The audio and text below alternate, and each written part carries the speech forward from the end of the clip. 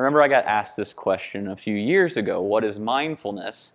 I was invited to be on a public access local TV show that was talking about addiction recovery. And so they invited me because it was last minute. Somebody canceled. Oh no. And so a few hours before I got invited to this show, I got the call. I was like, sure, I'll show up. They just want me to talk about mindfulness and addiction. That's kind of my entire life. I feel like I can talk about this. And so I go to the studio. I find the place. It was kind of nerve-wracking because I had all the cameras around me, the lights and the microphones all around me, and I get set up for the interview. And so the guy asks me about mindfulness. Well, what's mindfulness? And I start going into instructions. Oh, when your awareness wanders, come back to the breath, come back to the body. And we can start with the simple instructions of developing this present time awareness. And they're like, well, yeah, that's cool, but what is mindfulness? And so he wanted a simple definition. And I kind of was like, I don't know. The Buddha never gave a definition for mindfulness. So I was like, okay, well, I said, present time non-judgmental awareness. Okay, nailed it, right? And I think that's an okay definition. And the way I picked that definition was it's based off of Jon Kabat-Zinn's definition of mindfulness. And if you don't know Jon Kabat-Zinn, he's the guy who developed mindfulness-based stress reduction. And he's really kind of at the forefront of secular mindfulness, of taking this Buddhist meditation and bringing it into the medical world as a way to lessen stress for individuals. And so his definition, it says, mindfulness is the awareness that arises through paying attention on purpose in the present moment non-judgmentally. That's a pretty good definition, but I really don't think it does it justice.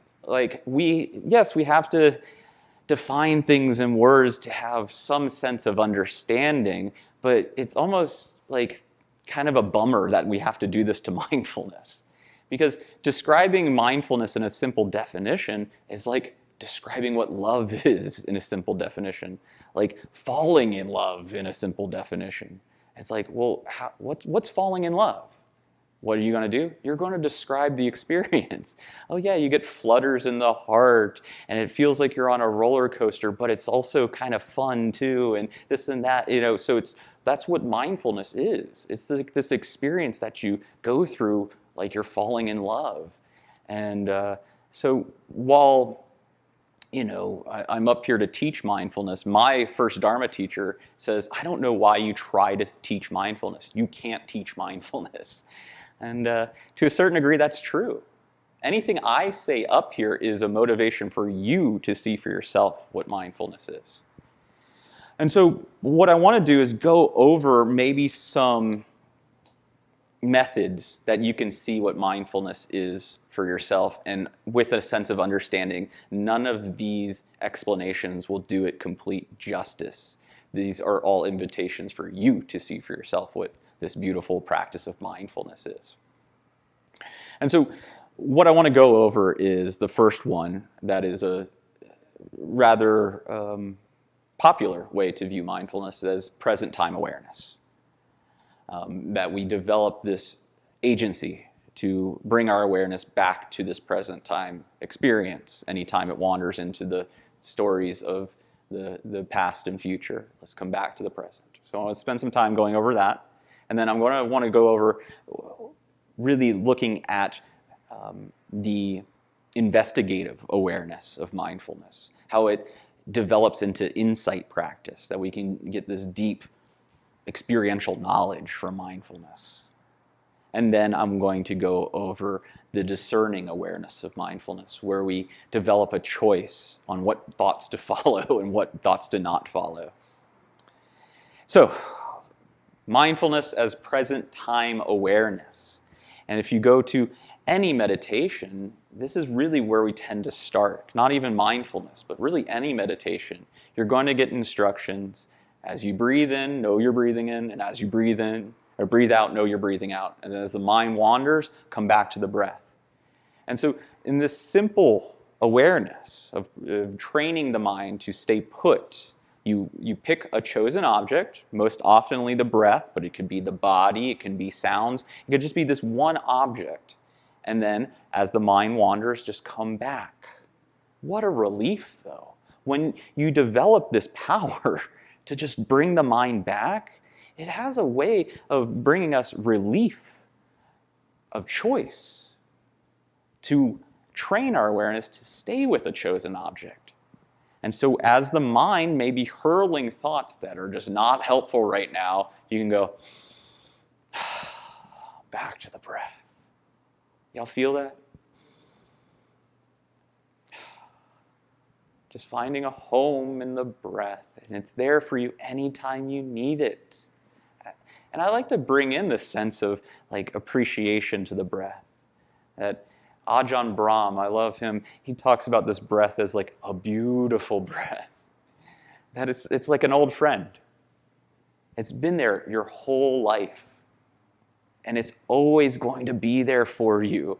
So at any time life gets too stressful in this mind, remember your old friend is here to keep you present. Come back to this beautiful friend. And it's like, yeah, that's pretty powerful, right? And so while, that is a power to develop, I don't think that is the only thing mindfulness is. There's a guy, Fernando Pessoa, he says, live in the present, you say. Live only in the present, you say. But I don't want the present, I want reality. And so while we may start with this simple awareness, mindfulness can take us much deeper, and that's why I want to talk about this investigative awareness that leads us into insight. And so when we bring our awareness to the chosen object, like I say, the breath, and the mind wanders, and we go, oh, come back to the breath. And then the mind wanders again. You go, oh, come back to the breath. And when you do this enough, something happens. So we disentangle ourselves from the thinking mind, not destroying the thoughts or getting rid of the thoughts. I teach mindfulness in a lot of places. Anything from jails, institutions, to corporate settings, treatment centers, all over the place. And the number one gripe I get is, I can't meditate, I think too much. When in fact, that you notice that you're thinking a lot, that's actually what mindfulness is. Sometimes thoughts get a really bad reputation when it comes to meditation. But the fact that you notice that you are thinking is actually what mindfulness is. And so when we do this simple awareness enough, and we depersonalize our thoughts, we can start observing our thoughts. In this tradition, we look at how impersonal thinking is. The thoughts, the mind, is just another sense organ. So just like the eyes see, the ears hear, the lungs breathe, the mind thinks. All on its own. You are not your thoughts. Having thoughts is just a part of being a human. That's what the mind does. The difference is, though, between the other senses, we take the thoughts so personally. We believe I am my thoughts. Even in the language around this, my thoughts. We don't say my sounds or my sights. We say the sound, the sight, but we say my mind. And I like how we can shift that sometimes here, the thoughts that arise. And sometimes the thoughts in my mind. Oh, nope. So this is a core teaching of the Buddha of what we call anatta, which translates to not self. The true cause of suffering isn't necessarily life itself or our emotions or our pain or our thoughts. It's our self-identifying with these things. Gripping onto our thoughts as I and mine. That's the suffering. And so mindfulness gets us to a place to just go, oh yeah, that's a thought, not me, not mine, a thought. And what a relief. Because I got some fucking mess in there. If that belonged to me, I need to clean that up. But hey, it's just a thought. That's okay. And I love looking at deeper contemplations in this. So as we sit in meditation, we can just ask ourselves, like, what is a thought? What is a thought? And it's simply these electronic impulses happening in the brain of mental images and mental sounds firing off. And when you can just sit back and watch this firing going on, it's pretty amazing.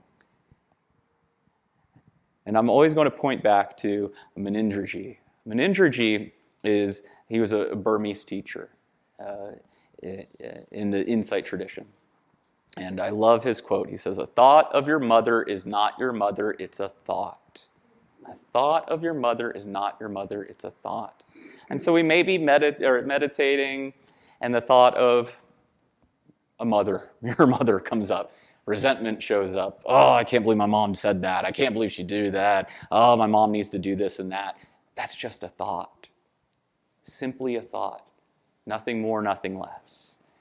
And so we may be thinking about work coming up. Work on Monday. You're not at work. That's actually a thought. A thought of the future is not the future. It's a thought. A thought of the past is not the past. It's a thought. And so knowing a thought as a thought is what mindfulness is not all about, but it's what it's about, right? And so as we look at these two ways, right, we have the simple awareness, bringing the awareness to something like the breath, the chosen object, and taking time to do that. Something happens, we disentangle, and we develop a way to observe the thoughts. And that's when we can gain insight to knowing a thought as a thought. In modern psychology, we call this metacognition. Metacognition. That we use the mind to view the mind. And that's really the first insight you get in an insight meditation, of knowing a thought as a thought. It may take some work, but totally worth it. Because what happens is, you discover you don't have to believe every thought you think. You don't have to follow every thought you think. And you develop what I want to go into next is this discerning awareness.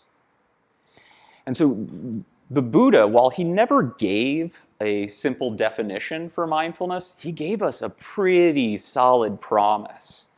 Let me see if I have it here. Yeah, he says, "This is the direct path to the purification of beings, for the surmounting of sorrow and lamentation, for the disappearance of suffering and discontent, for the true method, the realization of Nibbana." And Nibbana is awakening. And so he gave this promise. If we do this enough, we will end suffering and find awakening. And this is how you do it, through mindfulness.